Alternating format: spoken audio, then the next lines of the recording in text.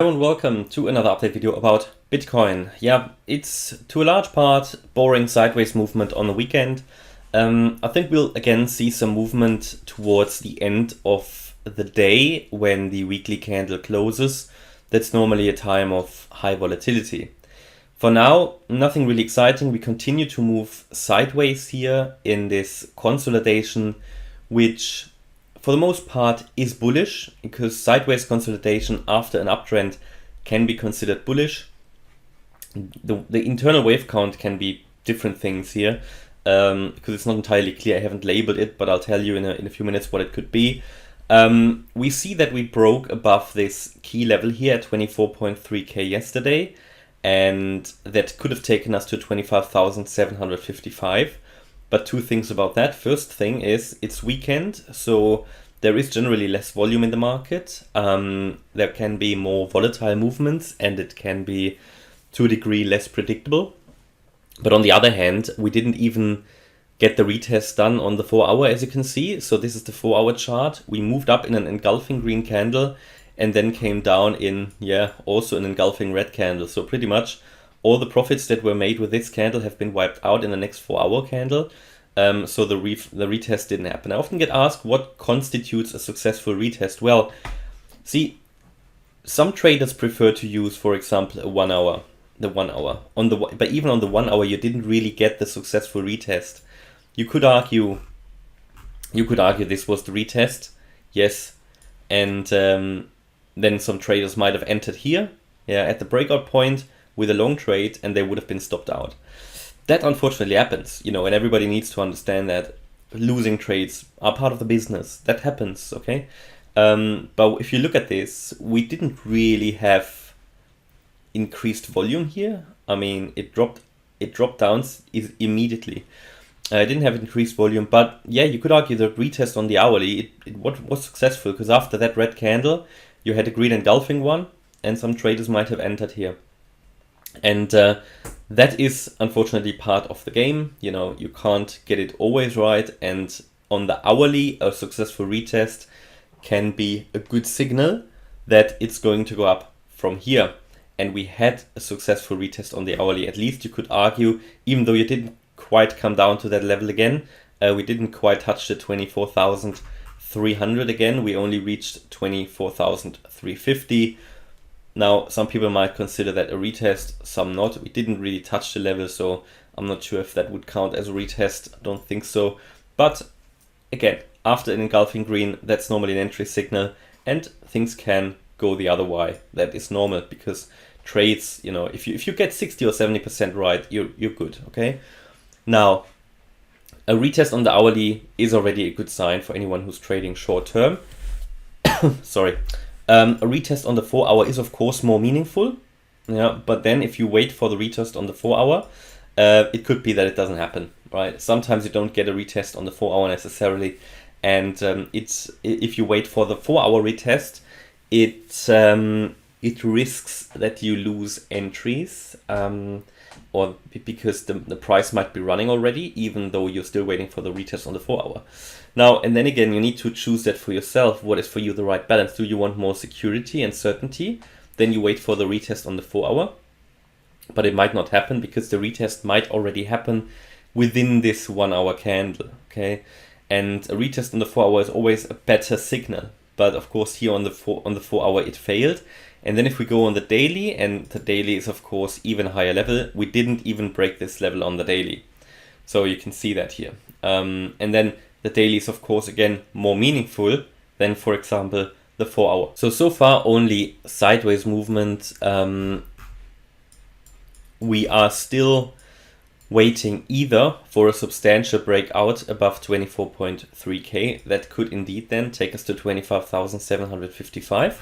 That level is important, because in the bearish scenario, it is the 1.618 Fibonacci extension for the wave Y. And that is an ideal level for the wave Y to reach and to bounce off. So in the bearish scenario, this level is very, very meaningful. In the bullish scenario, not so much. But in the bullish scenario, in the next wave, which should be a wave 3, we should get above that level anyway. We should get above that level. Therefore, if we see strong rejection at this level and then an impulsive wave structure forming to the downside, it's a warning signal. So we need to keep a close eye on that level. For now, as I said before, as long as we stay above 20,700, we can now focus on higher. There are various possibilities how this could now unfold here, and bear in mind I always do, well, I not always do, but here we're currently looking at the lower time frames. We do a bit of micro counting here that can evolve now into various directions. From this consolidation, primarily what you would expect is a move to the upside. However, so from traditional TA, yeah, because you are moving sideways. However, if we look at this from an Elliott Wave count point of view, I would expect here a move still into this target area. At least we have to allow for it. We have to expect it into the region between 22,160 and 23,000. The reason is what we could have here is it's a three-wave structure, A, B, and now we should come down in a C. That would be an expanded flat pattern.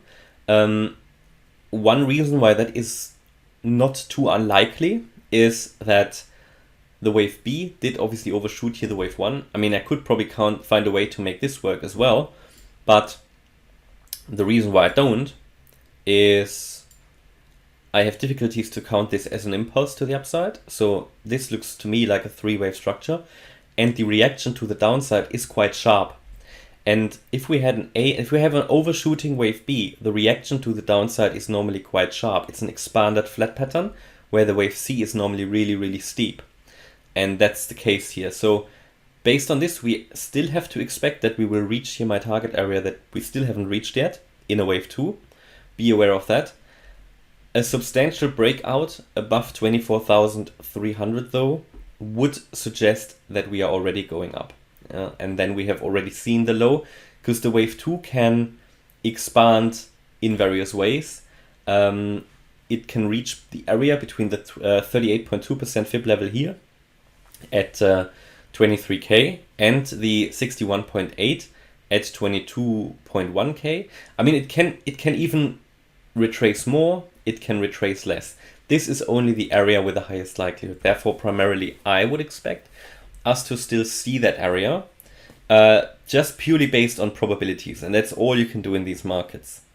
However, if we see a signal that signals us something else, for example, a breakout with a retest above 24,300, then we have to assume that wave 2 here was already finished, and that indeed then this was just a 1, another 1 and a 2, even though it doesn't really look like that at the moment, especially if look at the price action that's currently coming up here. So I would be on high alert of lower levels, and the breakout to the downside will happen below 23,000. No, it's 23,770 here, this swing low. Yeah, if we go below this level, that would unlock lower prices, in my opinion. That's also the wave 3 high. That's sort of a breakout point where we could then lose further price and get into this green area. From here, however, I would then expect the reversal to the upside, as I said in previous videos. That would then be based on this wave count. It would be a wave 3, and that could take us around to the area above 26,000. So there are various ways how we can count this at the moment, and it's a bit uncertain. You know, you get these phases in markets, but overall, even in other scenarios, I would rather say that we are bullish at the moment, and the only difference in these scenarios is how far they retrace. So we could already be finished with a retracement, or we go into this area and go up from there.